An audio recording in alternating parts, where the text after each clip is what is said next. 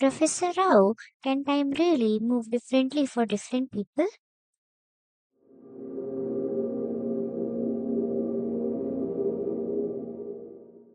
Yes, Alex, it is time dilation, one of the most fascinating and perplexing aspects of Einstein's theory of relativity. It's real and it's mind bending. Do you want the theory on this? A practical example, or maybe a story? All three, obviously. I can't just pick one. Of course, you can't. Okay, let's start with the theory.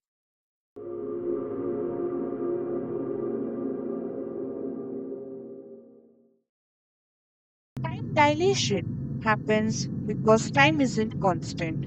It stretches and bends depending on how fast you are moving or how close you are to a strong gravitational field.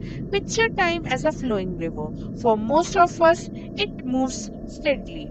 But if you're near something like a black hole or moving close to the speed of light, that river slows down for you, while for others, it continues at its usual pace. So, the faster I go, the slower time moves for me? Exactly. And the closer you are to something with immense gravity, like a black hole, the slower your clock ticks compared to someone far away.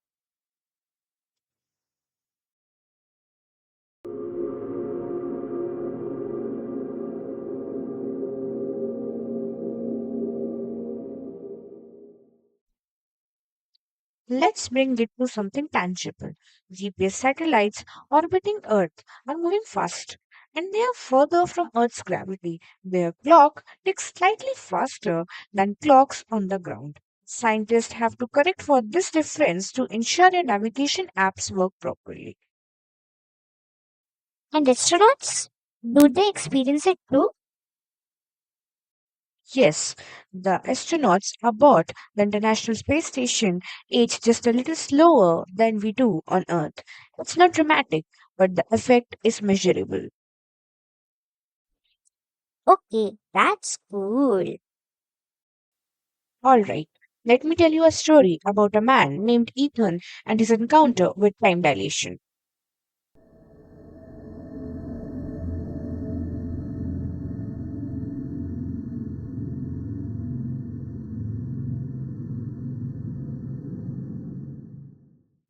Ethan was a researcher at a mountain observatory, a quiet, snow covered place far from the rest of the world. One winter, his team discovered a glowing object buried deep in the ice strange artifact they called the Chronos Sphere. It emitted a peculiar hum, and their instruments went haywire whenever they got too close. The energy field around it wasn't just electromagnetic, it bent light, creating a shimmering distortion in the air. One night, Ethan decided to study it alone. As he approached, his wristwatch stopped ticking. He assumed the cold had drained its battery, but when he checked his phone, its clock was frozen too. Confused, he looked up and saw the stars moving. Not just moving, they were streaking across the sky like time lapse photography. The moon rose and set in minutes. Clouds raced across the horizon. Ethan's breath fogged in slow, deliberate plumes, and his movement felt heavy like he was underwater. As the surreal phenomena continued, Ethan decided to head back to the village to find help. The journey through the icy wilderness felt strange. Each step seemed heavier and slower. His surroundings seemed to shift subtly as if the landscape itself was moving on without him. The once familiar snow covered path felt alien, with trees appearing on different positions and shadows shifting unnaturally under a distorted light. When he finally arrived at the village, he froze. Nothing was same. The people he knew were older, grayer. Children he had seen playing just days earlier were now adults. Even the small buildings of the village had changed, renovated, and expanded. He stopped a man he recognized, the baker, now walking with a cane. How long have I been gone? Ethan asked. The man looked at him and replied, Gone? You disappeared 17 years ago. 17 years, but he thought it was just a day. That's the reality of time dilation. The chronosphere was generating an immense gravitational field. Time around it had slowed drastically for Ethan, while the rest of the world continued as normal. Ethan pieced it together when he returned to the observatory. The chronosphere wasn't just an artifact, it was a window into the nature of time itself. It had stretched time around him, keeping him in slow motion while the village moved on.